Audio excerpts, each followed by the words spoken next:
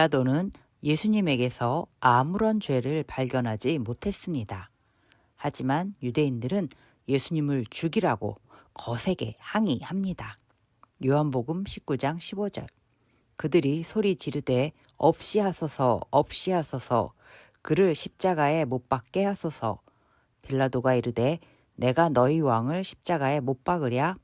대제사장들이 대답하되 가이사 외에는 우리에게 왕이 없나이다 하니 유대인들은 예수님은 자기들의 왕이 아니라고 합니다. 로마 황제 가이사가 자기들의 왕이라고 합니다. 그러니 예수님을 반역자로 처벌하라고 십자가에 못 박아 죽이라고 합니다. 빌라도는 유대인들의 항의에 따라 예수님을 십자가에 못 박으라고 합니다. 빌라도는 예수님의 십자가 위에 죄명을 유대인의 왕으로 새겼습니다. 요한복음 19장 21절. 유대인의 대제사장들이 빌라도에게 이르되 유대인의 왕이라 쓰지 말고 자칭 유대인의 왕이라 쓰라 하니 대제사장들은 예수님의 죄명을 바꾸어 달라고 합니다. 유대인의 왕이 아닌 자칭 유대인의 왕으로 바꾸어 달라고 합니다. 그러나 빌라도는 한 번 쓴 것으로 됐다고 그냥 하라고 합니다. 로마 군인들이 예수님을 십자가에 못 박았습니다. 그리고 예수님의 겉옷을 찢어서 나누어 가졌습니다. 속옷도 가지고 가려고 제비 뽑기를 합니다. 시편 22편 18절.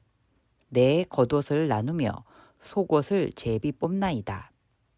그리스도가 오셔서 당할 고난을 하나님은 이미 시편에서 알려주셨습니다. 예수님은 진짜 그리스도가 맞습니다. 요한복음 19장 30절. 예수께서 신 포도주를 받으신 후에 이르시되 다 이루었다 하시고 머리를 숙이니 영혼이 떠나 가시니라. 예수님은 다 이루었다고 말씀하시고 죽으셨습니다. 무엇을 다 이루었다는 말씀이었을까요? 하나님께서 그동안 알려주시던 말씀을 이루셨다라는 의미입니다. 하나님께서 계획하신 죄인을 구원하려는 방법을 다 이루셨다라는 뜻입니다. 요한 1서 2장 2절. 그는 우리 죄를 위한 화목 제물이니 우리만 위할 뿐 아니요 온 세상의 죄를 위하심이라. 예수님께서는 세상의 모든 죄인들을 구원하기 위하여 대신 제물이 되셨습니다. 죄인은 죄값으로 감옥에 갇히고 처벌을 받아야 합니다. 하나님께 죄를 지은 죄인의 처벌은 죽음입니다. 모든 사람은 하나님 앞에서 모두 죄인입니다. 결국 죄값으로 죽어야 합니다. 하지만 하나님은 우리를 사랑하시기에 구원받을 길을 만들어 주셨습니다. 그런데 하나님이 우리를 사랑하시니까 그냥 다 용서해 주시면 되는 거 아닐까요? 하나님은 왜 그냥 다 용서해 주시지 않고 용서받을 길, 구원받을 길을 다시 만드셨을까요? 죄를 그냥 용서해 주면 죄가 나쁜 것이라는 것을 모르게 됩니다. 그렇다면 죄값으로 죽어야 한다고 하신 하나님의 말씀은 너무 가벼운 말씀이 됩니다. 지옥도 괜히 만드신 일이 됩니다. 하나님이 하신 일들이 다 필요 없는 일이 됩니다. 그러니 죄가 나쁜 것을 알게 해야 합니다. 그리고 죄에서 구원받을 수 있는 길도 있다고 알려주셔야 합니다. 그 구원의 길을 따라가는 자는 죄에서 용서함 받을 수 있습니다. 이것이 우리를 사랑하는 하나님의 마음입니다. 사랑하는 우리를 책임지시는 하나님의 모습입니다. 그리고 죄를 미워하시는 정의로우신 하나님의 모습입니다.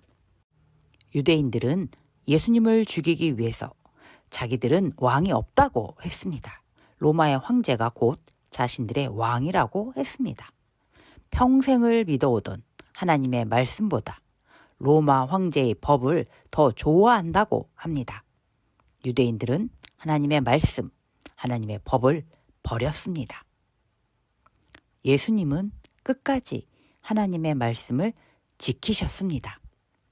구약 성경에서 알려주신 그리스도의 모습을 확인시켜 주기 위해서 십자가의 고난을 다 받으셨습니다.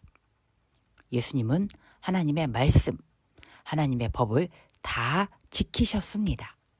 다 이루셨습니다. 극일교회 어린이 여러분, 우리도 예수님을 닮아가는 사람이 됩시다. 하나님의 말씀을 소중히 여기며 하나님의 말씀을 지키며 살아가는 멋진 하나님의 자녀가 됩시다.